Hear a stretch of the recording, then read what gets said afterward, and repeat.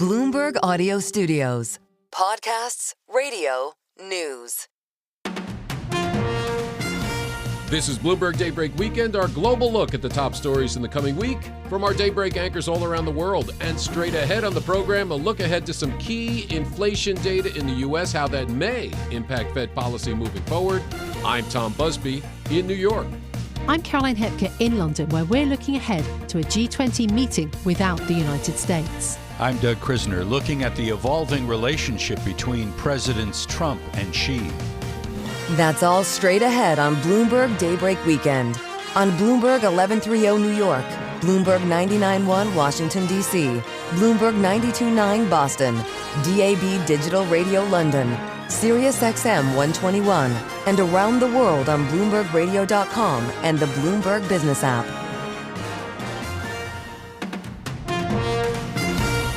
Good day to you. I'm Tom Busby, and we begin today's program with a look at some key economic data here in the U.S. PCE, a read on inflation, as well as personal spending and personal income data, all for the month of January. That is out on Friday. For more on what it all means and how this may impact Fed policy, we're joined by Stuart Paul, U.S. economist with Bloomberg Economics. Stuart, a lot of uncertainty out there. Possible impact of threatened U.S. tariffs. We've got federal job losses. We've got even Walmart this past week seeing sales growth slow. One constant is stubbornly high inflation. What's behind it? What do you expect to see in the January PCE report, the Fed's preferred measure of inflation? As you mentioned, the core PCE price index is the Fed's preferred measure, and we estimate that monthly core PCE inflation is going to register 0.3%. That's faster than the 0.1% measured and reported in December. So as you mentioned, stubbornly high inflation. We can estimate PCE with a pretty good deal of precision because most of its components come from the CPI and from the producer price index. So seeing those items earlier this month allows us to estimate the PCE index with a bit more precision. And from the CPI, we're able to identify that it's really the price of some discretionary services categories, things like accommodations, recreation services, that are going to be buoying the core PCE measure. From the PPI report, we get things like hospital services.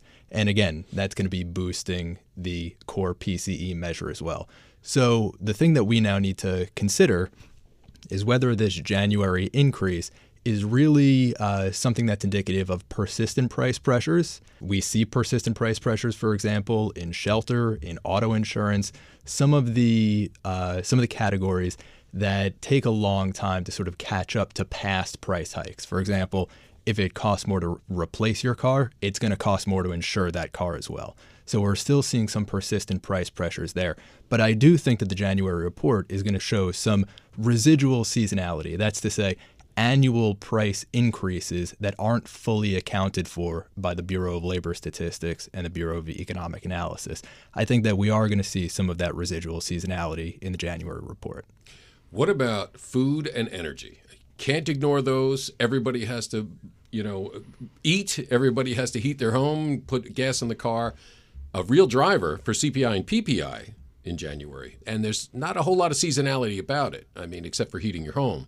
That's right. But in the summer, you're cooling your home. So, that's right. So for some energy goods and for some energy services, you do have some seasonality. So, for example, there's summer driving season that boosts gasoline prices. Sometimes that's more accounted for than at other times in the seasonal adjustment factors. What we did see with energy prices, so you bring up a really good point about this, is that in January, it was so incredibly cold that demand for power and other utilities was exceptional. And that is continuing to contribute to headline inflation measures. That's why we saw, for example, the major upside surprise in headline CPI during the month. It was in large part because of energy goods and services. And so that is something that consumers are feeling. It is hitting their pocketbooks, and it is causing them to rein in spending in some other categories. Well, let's talk about some other data coming out, I think will tell us a lot. Personal spending and personal incomes for January. The latest monthly jobs report showed that wages still increasing. That's not good for inflation.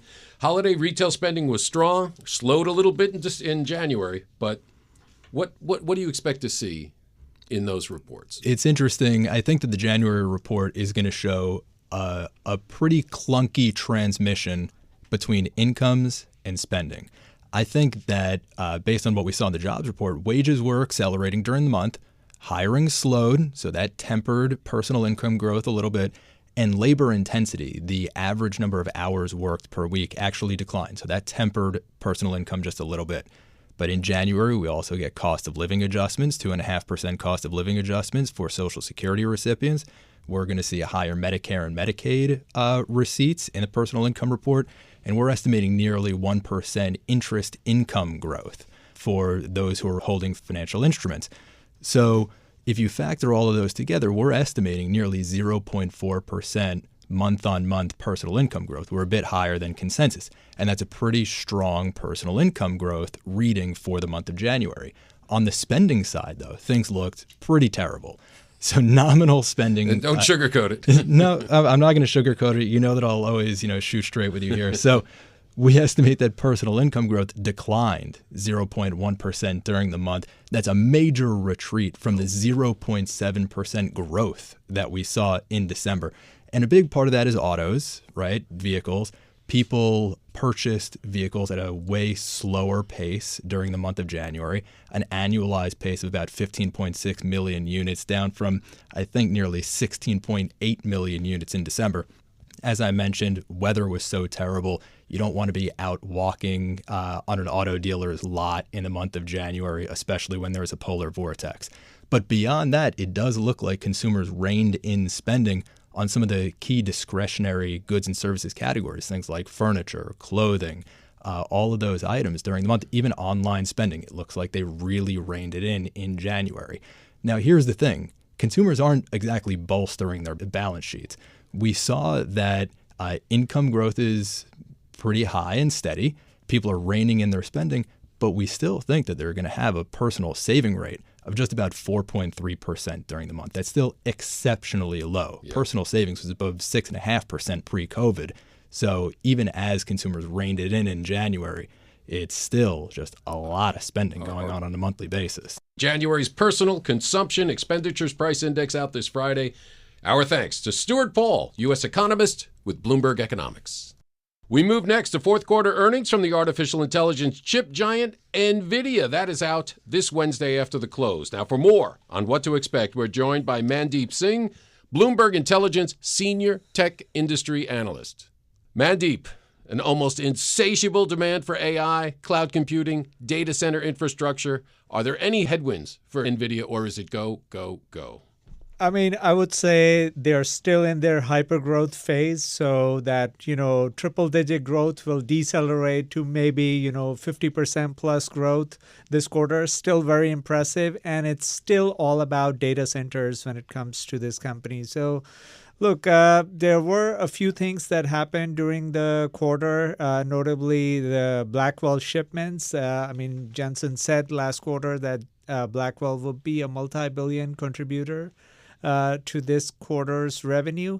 And then obviously the DeepSeek development was quite interesting because NVIDIA clearly believes that the scaling laws are intact when it comes to the scaling of these foundational models. And that is the biggest driver of why companies are building, massive clusters when it comes to 200K GPUs to 1 million GPUs in a cluster. So that is supposed to be one of the biggest drivers of NVIDIA's chip demand.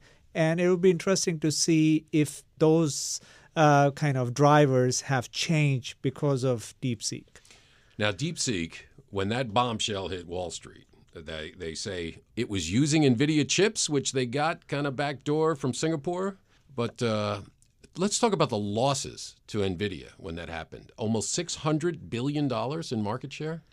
Yeah, look, they've recovered a lot of that market cap. So it's not as if the losses were permanent. The stock is pretty much back to where it was trading prior to DeepSeek. And I think in the end, it comes down to training versus inferencing. These are the two things that everyone is sort of focused on when it comes to NVIDIA's opportunity, because a lot of these hyperscalers are developing their own chips, and hyperscalers make up 45% of NVIDIA's data center revenue. And so, that's Meta and Amazon, Microsoft, those biggie. Okay. Yeah, Alphabet, yes. Alphabet, yeah. So, and when you think about NVIDIA's data center revenue, that's a $125 billion run rate.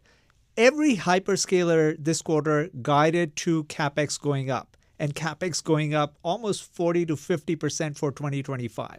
So if you extrapolate that guide to NVIDIA's numbers, 45% revenue exposure, that means, NVIDIA could very well be doing $200 billion in data center revenue for 2025. And then you layer in the Project Stargate announcement, the EU announcement to, invest in chips. That's incremental revenue from sovereigns, which is a low double-digit revenue contributor to NVIDIA right now. So when you put all these things together, the drivers are there for NVIDIA to do maybe $200 billion in data center revenue this year. And some of those hyperscalers are doing their own in-house GPUs. And is NVIDIA finding new clients, new revenue sources, or besides them? Yeah, so that's an interesting point because hyperscalers do have their ambitions to use their own chips. I think Google is the furthest along in terms of using their own TPUs for training and inferencing. Other hyperscalers plan to do that. But whether it's going to impact NVIDIA's revenue this year, or is it more for 3-4 years out? I'm more in the camp that this is not going to have a big impact this year. But clearly, that's a big threat. When you have a 45 to 50% exposure to 4 or 5 customers, there is always that concentration risk.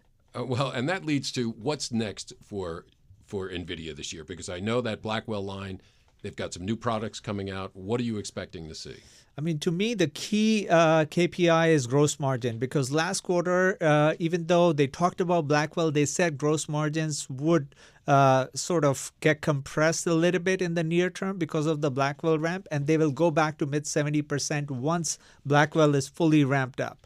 That, to me, determines the supply-demand imbalance. The demand commentary is there because there is still more demand, but supply seems to be catching up when it comes to, TSMC adding capacity for manufacturing more GPUs. So gross margins is how you determine what kind of imbalance we still have.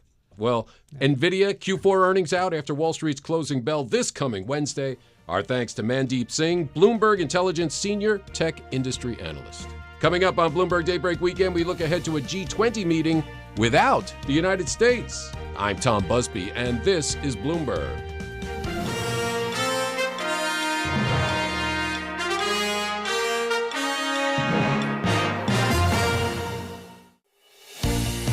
This is Bloomberg Daybreak Weekend, our global look ahead at the top stories for investors in the coming week. I'm Tom Busby in New York. Up later in our program, we'll look at the evolving relationship between Washington and Beijing. But first, global finance ministers will descend on South Africa for a G20 summit this week, following a G20 foreign ministers meeting just a few days ago. This time, though, it's without U.S. Treasury Secretary Scott Bessent attending. Can the talks be productive without such an important global player choosing to be absent? For more, let's go to London and bring in Bloomberg Daybreak Europe anchor Caroline Hepker. Tom, this year's G20 gatherings are significant for a number of reasons. For one, they're the first meetings to take place under the helm of South Africa. They're also the first multilateral forums of their kind to be held during the new Trump administration, a government that has so far made clear its intention to do things differently. In terms of the finance ministers' meeting, due to take place in the coming days, there couldn't be more on the agenda. President Trump's paradigm-shifting tariffs will surely likely feature, as will growing pressures to ramp up defence spending in the EU, but perhaps elsewhere. But one leader who won't be participating in discussions is US Treasury Secretary Scott Bessent. His decision to skip the event comes as Secretary of State Marco Rubio also forgoes attending the G20 foreign ministers meeting. Now, Rubio said that he was not taking part in those discussions because he did not want to, quote, waste taxpayer money or coddle anti-Americanism. Rubio's comments echo President Donald Trump's criticism of South Africa's land policy and a threat to cut off future funding to the country. In response, South Africa's foreign ministry reiterated that no land has been confiscated and that the expropriation legislation announced by South African President Cyril Ramaphosa last month is similar to eminent domain laws elsewhere in the world. It also stressed the South African government's commitment to addressing global inequality. Now, it's unusual for a Secretary of State to skip a G20 summit, and Rubio's absence carries perhaps some risk that the US is left out of deliberations by some of the world's wealthiest countries. And the same is true for Scott Bessent. So can a G20 meeting be effective without the United States? And what are the implications of this edition of the Global Leaders Gathering for South Africa and for the rest of the world? It's something that I've been discussing with Bloomberg's Chief Africa correspondent, Jennifer Sabasaja. It's important in the sense that this is the first convening of the G20 members as part of South Africa's presidency hosting, right? And especially if you consider that we've seen a changing administration in the U.S., we're seeing changing ties geopolitically with a number of the nations that actually make up the G20. It is important, and no doubt it will also carry over into the finance ministers meeting next week. Now, as you were just mentioning, Marco Rubio has said, Secretary of State Marco Rubio, of course, from the U.S., has said he is not attending over what he says our focus is on climate change and also DEI. We also got word that Treasury Secretary, in the U.S., Scott Bessent, will also not be attending next week. And so you have to wonder, really, how does the U.S. see their role within the G20 moving forward? There are still representatives from the U.S. that are going to be here, but still South African leaders and officials are planning to continue on with this theme of solidarity, equality, and sustainability, and continue to, or at least try to strengthen some of the relationships of the member nations that are attending.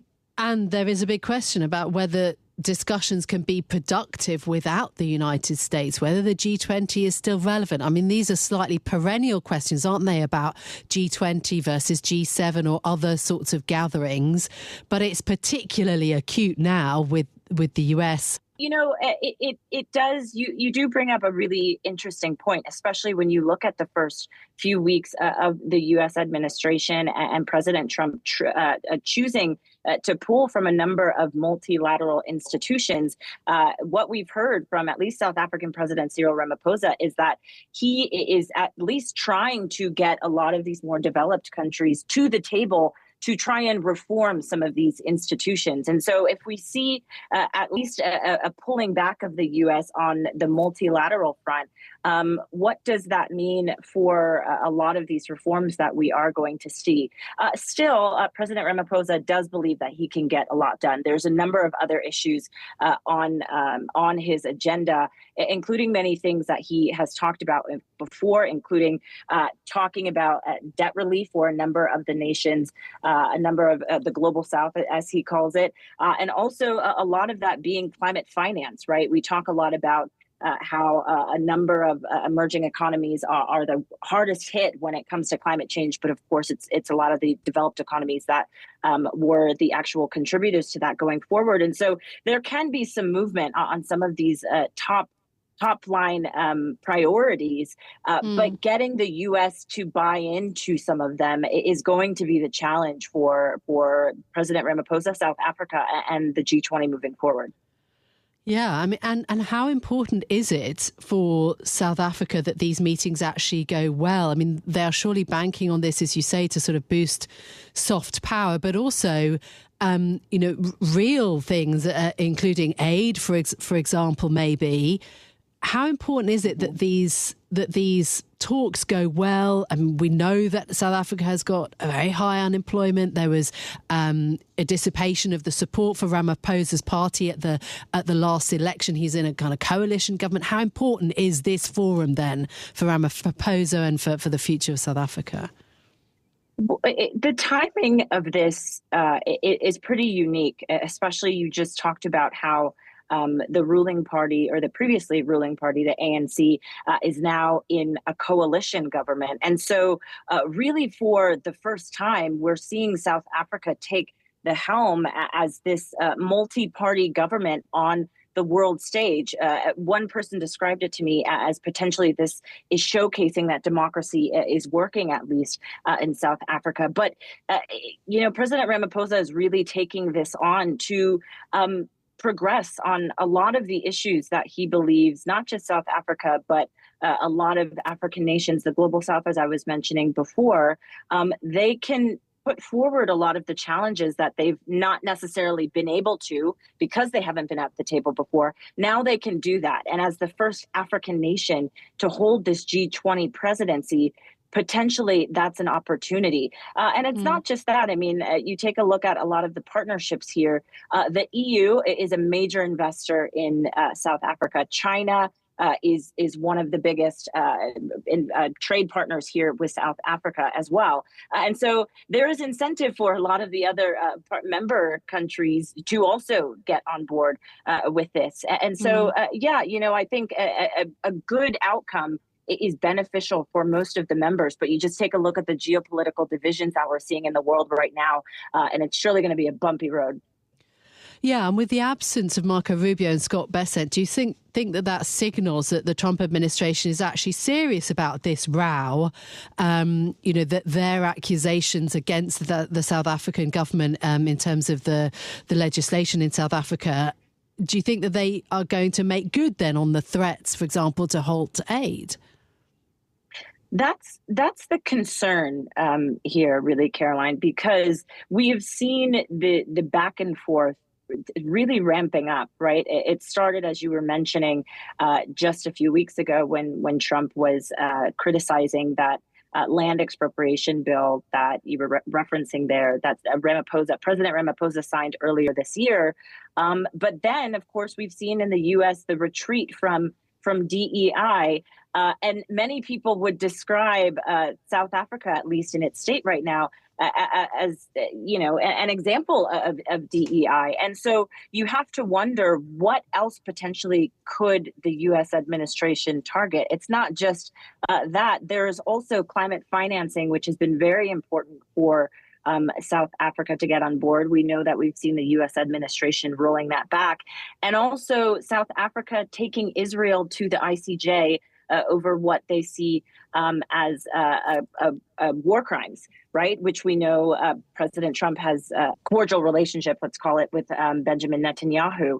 And so the concern is what does this relationship look like? But over the past few weeks, I've been speaking to a number of South African officials about this. And some of them say, on the one hand, of course, it's a setback. If you take a look at something like USAID, which has provided a number of benefits, health benefits for South Africa, that could be detrimental to this country and to the African continent more broadly.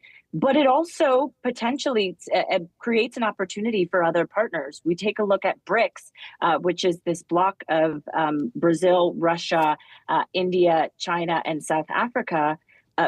Potentially, we see them stepping in. We've seen that over the past few years, them trying to make inroads. And if we continue to see this retreat, that opens the door to some of these other countries to then potentially fill the gap. For what it's worth, before I wrap up, we have seen a country like China continue to reiterate its support for South Africa. And so you have to wonder whether or not this is a gamble the U.S. actually wants to take, especially because South Africa is the U.S.'s biggest trading partner on the African continent.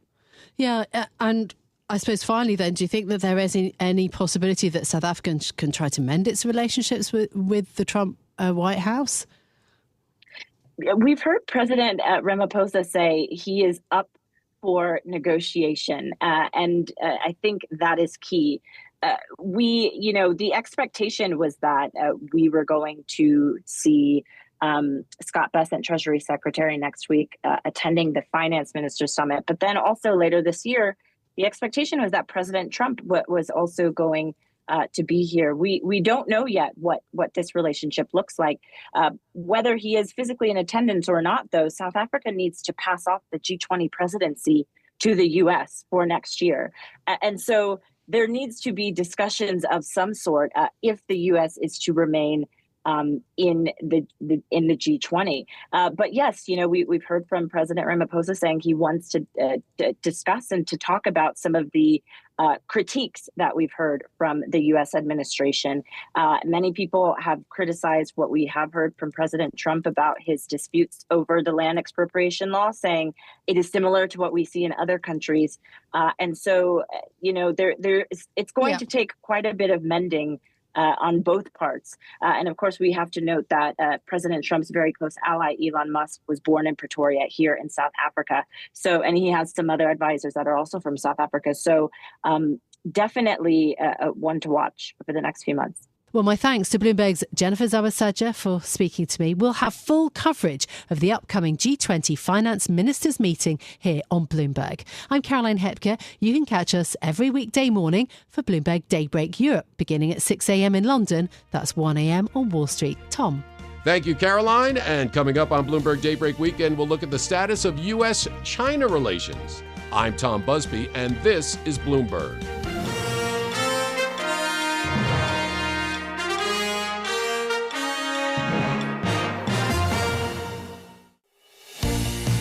This is Bloomberg Daybreak Weekend, our global look ahead at the top stories for investors in the coming week. I'm Tom Busby in New York. With the threat of even more U.S. tariffs looming over China, this may be a good time to get a temperature check on relations between Washington and Beijing. For more, let's get to the host of the Daybreak Asia podcast, Doug Krisner. Tom, in the week ahead, we'll get China's official PMI figures. Now, the PMIs are a great way to understand sentiment in manufacturing and the services economy. Bloomberg Intelligence says early indicators point to weak momentum in both. Now, the headwinds for the Chinese economy have intensified since President Trump took office. For a closer look, let's bring in Jenny Marsh, team leader for Greater China EcoGov. She joins us from the Bloomberg studios in Hong Kong. Jenny, thank you for making time to chat with us. I think we have to begin with the tariff story as a way of understanding where U.S.-China relations are at the moment. Is that fair? Absolutely. It's probably, the biggest sort of unknown factor, right, that's sort of hanging over the economy this year. We know that the U.S. did hike tariffs by 10% on all Chinese imports in early February. Is it fair to say that that came a little bit before Beijing was prepared for tariffs? I would imagine Beijing was prepared for tariffs on day one. I remember that first day Trump took office, and sort of actually the surprise was nothing on China on day one. But then, of course, on day two, he started talking about tariffs. But, I think despite all of the sort of claims he's made about sort of tariffs on chips and steel and sort of the threats with Canada and Mexico, China is the only country right now that Trump has actually enacted a tariff on since he came into office. And so while it's only 10% right now, they are sort of actually the first in the firing line.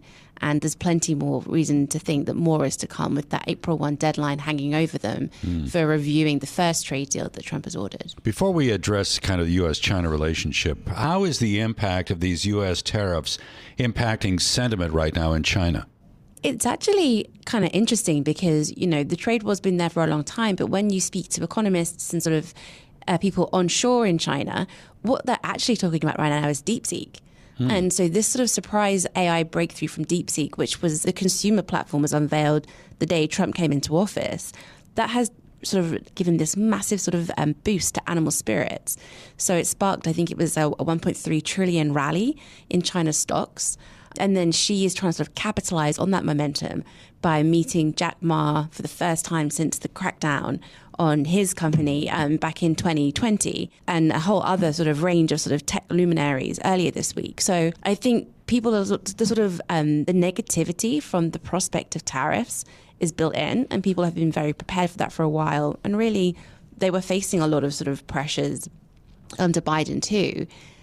So in terms of sentiment, it isn't this sort of gloomy, worried sentiment permeating China necessarily. What actually is capturing the mood right now is the AI breakthrough and the sort of momentum behind tech. And finally, some hopes that the private sector might be getting back into swing. So I'm understanding that as a way to say that she is capturing this moment to maybe make the case that China can be less reliant on its export economy and become a little bit more domestically driven on the demand side, which is something that he has been after for quite some time. Exactly. And the meeting earlier this week, he had the bosses from BYD, Xiaomi, DeepSeek, Jack Ma was there. It was really a display of like, these are all of our national champions, which are rolling out world-beating innovations. There is plenty of reason to believe in this economy. And they have said that boosting domestic demand is the number one priority this year, and that is the best way they can insulate themselves from these tariffs that are coming, by really sort of revving up demand at home. So how would you describe the current relationship between Beijing and Washington right now? I think it's sort of in this holding pattern of wait and see. But on the surface of things, you've got a US president who is very happy to be very sort of dovish on Xi Jinping in public. He calls him a great guy. He said that he thinks he's brilliant. So in that side of things, I think, things are actually warmer than during the Biden administration. But obviously, they have this trade war that is now underway. And I think for China, they're really just sort of waiting to see exactly what it is that Trump wants. There are all kinds of reports out there sort of citing people who are advising Trump, saying that he now is sort of thinking about this as a grand deal that he could strike with Beijing that would go beyond trade. So looking into all kinds of things like nuclear sort of weapons, rolling back those programs. So I think the silence from Beijing during this first month of the Trump administration has been extremely telling. They're kind of just sitting back and really waiting to see what Trump does, sort of what his biggest sort of demands are going to be from China, I think, and being very, very careful not to provoke anything. I think it was J.D. Vance who said overnight, sort of criticizing Trump is one of the worst negotiating tactics that you could ever possibly try to do. And I think Beijing understands that. And you can see from state media, they're being very, very careful not to take any swipes or do anything which could sort of hurt themselves. One of the things that we've heard from the president is his intention on ending war in Ukraine. Can you imagine a world where China is a part of this conversation?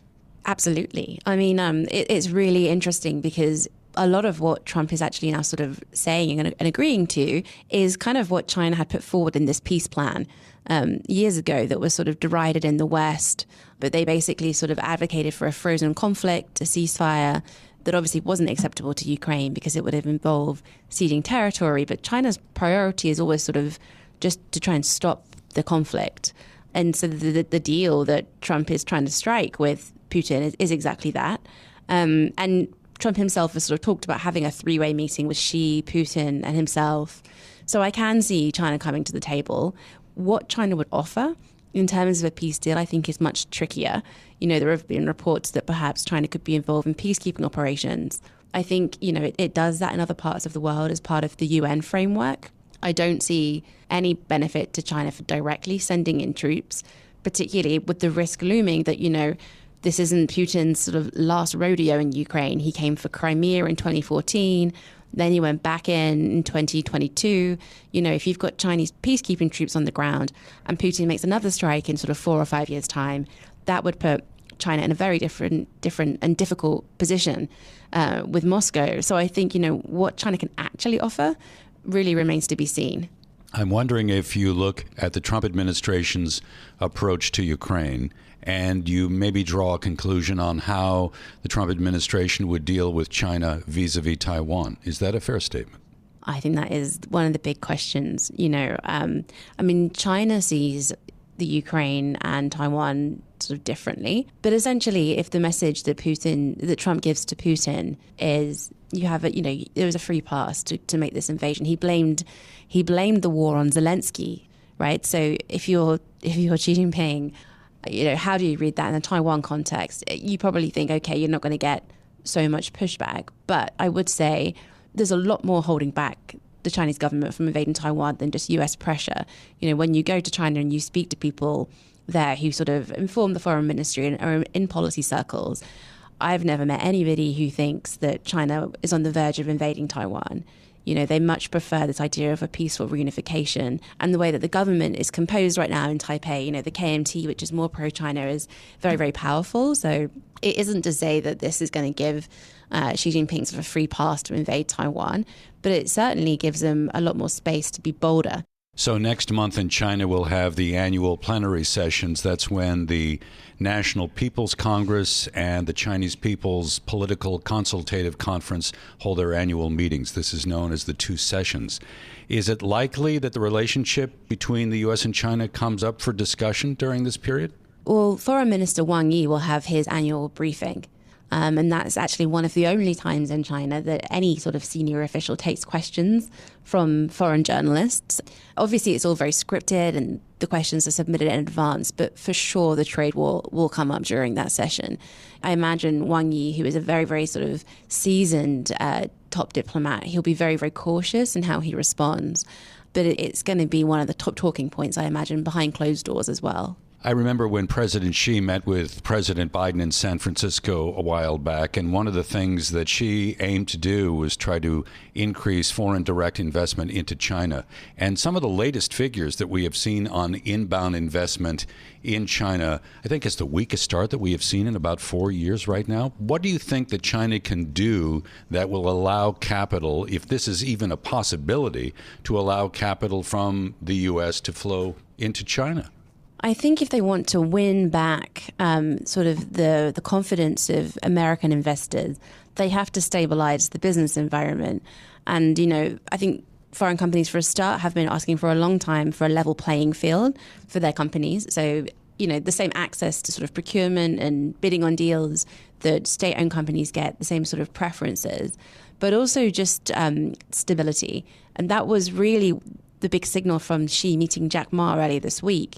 Jack Ma was sort of the face, if you like, of the regulatory crackdowns because he was the biggest target. I mean, that meeting was sort of taken by economists to sort of signal that era of crackdowns is truly over. And there's a stable business environment here. The government is going to give private enterprises a freer hand, take its foot off the pedal, and sort of really let enterprise flourish. And you don't have to worry about raids on foreign consultancies or the rug being pulled under an industry you just invested in. With also the spectre of a trade war hanging over bilateral ties, you know, it is a hard job that she has to convince American investors in particular and American companies they're welcome. I mean, particularly when the retaliation that China took towards Trump's initial tariffs included an antitrust probe into Google. And that was mostly symbolic because Google doesn't do much business in China right now. But it was a signal to other American companies that if this continues, then, you know, they're fair game in the tit-for-tat responses. Jenny, before I let you go, I have to ask you about President Trump's advisor, Elon Musk. We know that Tesla, his electric vehicle company, has a big presence in Shanghai. What is Musk's relationship with Trump and Musk's relationship with Beijing? How does that kind of come together in understanding the dynamics that may end up playing out as we look to the future? You know, I think Musk is probably one of the most sort of dovish on China voices in Trump's ear. And it's really notable, actually, that since Trump came to office, Musk has said nothing about China. In the interview with Sean Hannity, there was one question that was put to Musk that was framed in a China context, and he didn't answer. He mentioned the Taliban, I think, in response instead. He has huge business interests in China, very, very good ties with the Chinese government. When he visits Beijing, they roll out the red carpet. He gets meetings with Premier Li Qiang. You know, and I think the Chinese government see him as a very, very useful person in this administration because they have an interlocutor who is directly into Trump's ear, who is a business person with huge interest in China. So someone who has a vested interest in maintaining business ties and who actually is aligned with President Xi Jinping on many, many sort of policy points, including their position on Taiwan. So I think for Beijing, Musk is a very useful person. And it'll be interesting to see how that sort of plays out. Oh, no doubt about that. Jenny, thank you so much. Jenny Marsh there, team leader for Greater China EcoGov, joining from our studios in Hong Kong. And I'm Doug Krisner. You can catch us weekdays for the Daybreak Asia podcast. It's available wherever you get your podcast. Tom? Thank you, Doug. And that does it for this edition of Bloomberg Daybreak Weekend.